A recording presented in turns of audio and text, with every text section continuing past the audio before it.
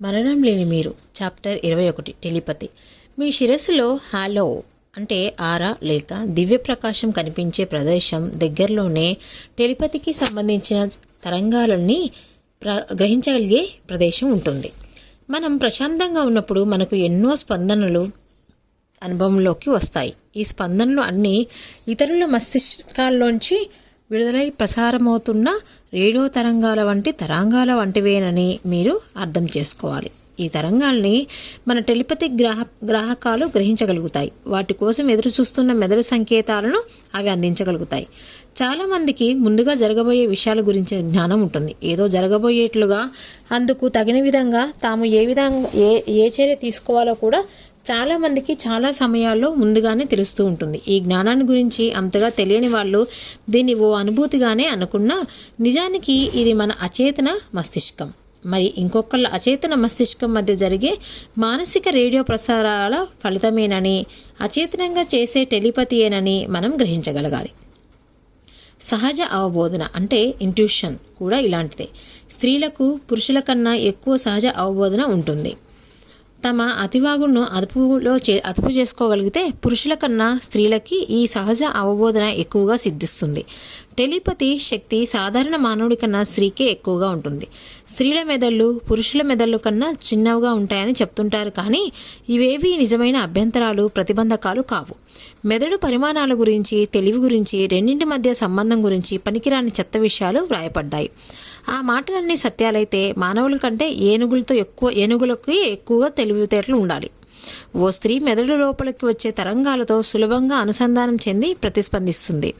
Radio పరిజ్ఞానంతో ఈ మాటను చెప్పాలంటే పురుషుడి మెదడు కంటే బాగా ట్యూన్ చేయడానికి వీలైన రేడియోనే ఈ స్త్రీ మెదడు. ఓ స్త్రీ మెదడు చాలా సులభంగా ట్యూన్ అవుతుంది. కవలపిల్లలు ఎంతో దూరంలో విడివిడిగా ఉన్నా ఇద్దరి మధ్య మానసికంగా ఓ బలమైన సంబంధం ఏర్పడి ఉందని మనకి తెలుస్తుంది. ఈ కవలల్లో ఒకడు ఉత్తర అమెరికాలోనూ ఇంకొకడు దక్షిణ అమెరికాలోనూ ఉన్నా ఇద్దరికీ ఒకే విధమైన అనుభవాలు కలుగుతున్నట్లు, ఇద్దరికీ రెండోవాడు ఏం చేస్తున్నాడో స్పష్టంగా తెలిసిపోతున్నట్లు వచ్చే అనేక వార్తల్ని మనం ఎన్నోసార్లు వార్తాపత్రికల్లో చదివే ఉంటాం. ఈ చోద్యాలకి కారణం ఏమిటంటే ఈ కవలలు ఇద్దరు ఒకే జీవకణం నుంచి, ఒకే అండం నుంచి ఉద్భవించిన వాళ్ళు కాబట్టి. ఇద్దరి మెదళ్ళు చక్కగా ట్యూన్ చేయబడ్డ ఓ జత రేడియో ప్రసార గ్రాహక యంత్రాలు లాంటివి కాబట్టి ఈ శక్తి ఉన్నట్లు ఆ కవలలకు తెలియకపోయినా ఇద్దరి మీద ఇది పనిచేస్తూనే ఉంటుంది. విశ్వాసము, అభ్యాసము ఈ రెండింటి ఆచరణ ద్వారా మీరు టెలిపతి శక్తిని సాధించవచ్చు. కానీ మీకు ఎంత విశ్వాసం ఉన్నా, ఎంత గొప్పగా సాధన చేసినా ఈ శక్తికి ప్రశాంత తత్వం అనే మీ స్నేహితుడు తోడుగా ఉండకపోతే సాధించడం అసాధ్యం. సాధన 1-2 రోజుల పాటు మీకు మీరే చెప్పుకుంటూ ఉండండి. ఫలానా రోజు ఫలానా సమయం నుంచి బయట నుంచి వచ్చే సంకేతాలను మీ మెదడు గ్రహించే శక్తిని పొందగలదని, మొదట్లో సామాన్యమైన స్పందనలను తర్వాత స్పష్టమైన టెలిపతిక్ సంకేతాలను మీ మెదడు గ్రహించి అర్థం చేసుకోగలదని.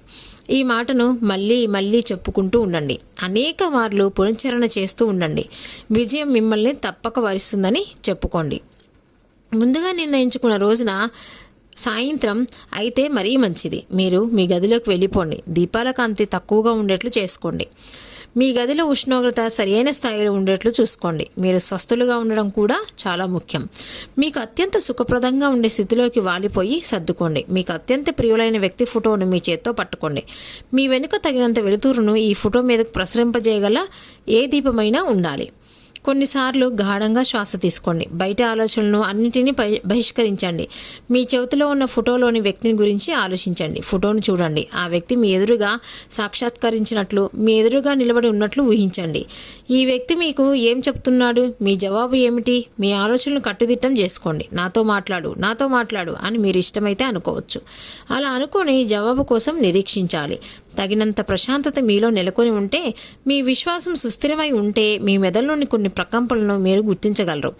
మొదట్లో ఈ చిన్ని కదలికలను ఓ ఊహగా మీరు కొట్టిపారేయవచ్చు, కానీ ఇది ఊహ కాదని, సత్యమేనని గ్రహించండి. దీన్ని ఊహగా మీరు కొట్టిపడిస్తే టెలిపతి శక్తిని కూడా కొట్టిపడేసినట్లే, దాన్ని పరిత్యజించినట్లే లెక్క.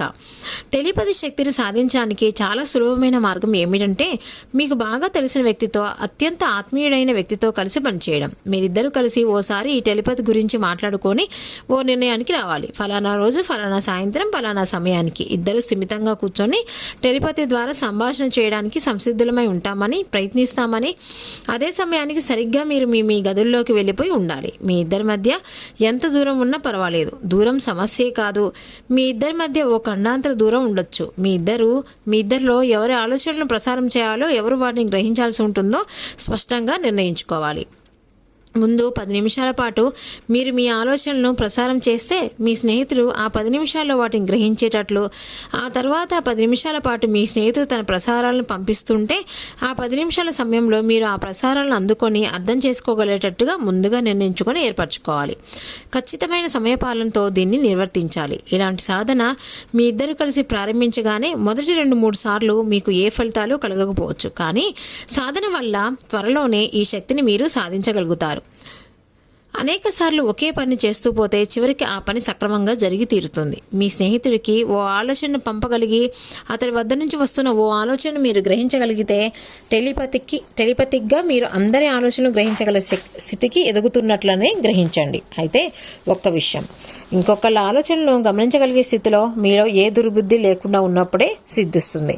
ఇంకొకరికి హాని కలిగించే ఉద్దేశంతో మీరు టెలిపతిని, యోగదృష్టిని, సైకోమెట్రీని ఉపయోగించలేరు. అదేవిధంగా మీకు కూడా వీటి ద్వారా ఎవరూ హాని కలిగించలేరు. దుర్బుద్ధి ఉన్న వాళ్ళకి టెలిపతి విద్య అబ్బితే తాము తెలుసుకున్న రహస్యాన్ని అందరితో కొంతమందితో చెప్పేస్తారని బెదిరించి బ్లాక్మెయిల్ చేసి మనుషుల చిన్న తప్పుల్ని తమ లాభం కోసం వినియోగించే అవకాశం వీళ్ళకు ఉందని మీరు అనుకుంటారేమో. ఇలాంటివి జరిగే అవకాశమే లేదు, అసంభవం. ఒకే సమయంలో ఒకే ప్రదేశంలో వెలుతురు చీకటి కలిసి ఉండలేవు. టెలిపతిని మీరు దుర్మార్గానికి వినియోగించలేరు. ఇది వేదాంతంలో ఓ కఠినమైన శాసనం. కాబట్టి మీరు దిగులు పడకండి. మీ ఆలోచనలను ఎవ్వరూ మీకు హాని కలిగించేందుకు గ్రహించలేరు. ఎంతోమందికి మీ ఆలోచనలు దురుద్దేశంతో తెలుసుకోవాలని కోరిక ఉండవచ్చు, కానీ వాళ్ళ ఆ ఉద్దేశం వల్లనే మీ ఆలోచనలను గ్రహించలేరు. చాలామందికి తమ ఆలోచనలను ఎవరైనా తెలుసుకునేవారేమోనని భయం ఉంటుంది. కాబట్టి ఆ భయాన్ని తొలగించేందుకే ఈ మాటలను చెబుతున్నాం. నిర్మలమైన మనసు ఉన్న వాళ్ళకే మీ ఆలోచనలను గ్రహించగలిగే శక్తి ఉంటుంది. మీ ఆరాలో వాళ్ళకు మీ బలహీనతలు అన్నీ స్పష్టంగా కనిపిస్తాయి. పవిత్రులకి దుష్ట సంకల్పాలు కలగనే కలవు. దుశ్చింతులకు ఈ శక్తి సిద్ధించదు. సాధన 2. మీరు టెలిపతిని మీ స్నేహితుడితో కలిసి అభ్యసించండి. ఏ స్నేహితుడి సహకారము మీకు లభించకపోతే పూర్తిగా రిలాక్స్ అయి వచ్చే ఆలోచనలు స్వీకరించే ప్రయత్నం చేయండి.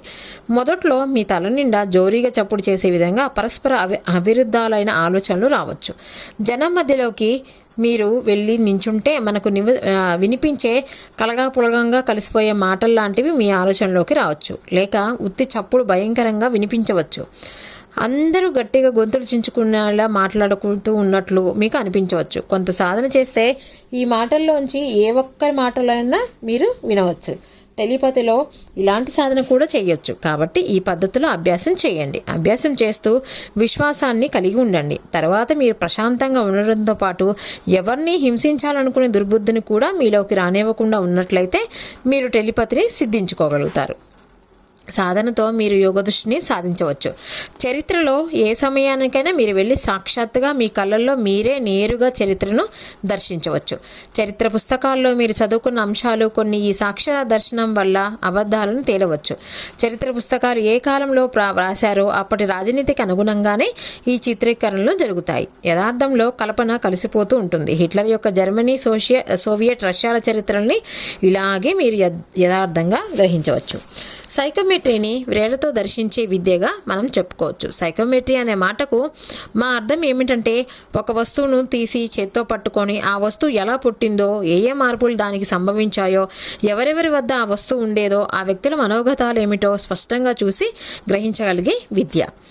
అవి ఒక్కొక్కసారి ఓ వస్తువుని మీరు పట్టుకుంటే అది సంతోషంగా ఉన్న చోట్ల నుంచి వచ్చిందా లేకపోతే దుర్భరమైన ప్రదేశం నుంచి వచ్చిందా అని మీకు చూచాయిగా తెలియవచ్చు. ఇవి మాత్రం నిజమైన సైకోమెట్రీకి ఉదాహరణలే.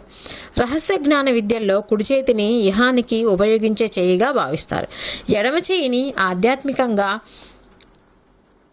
పరానికి సంబంధించిందిగా భావిస్తారు. మీరు మామూలుగా కుడి చేతి వాట ఉన్న వాళ్ళైతే మీరు మీ ఆధ్యాత్మిక ఎడమ చేతిని వాడడం ద్వారా గొప్ప గొప్ప ఫలితాలను సాధించగలుగుతారు. మీరు మామూలుగా ఎడమ చేతి వాడటం వన్న వాళ్ళైతే సైకోమెట్రీ కోసం మీ కుడి చేతిని ఆధ్యాత్మిక హస్తంగా గుర్తించవలసి ఉంటుంది.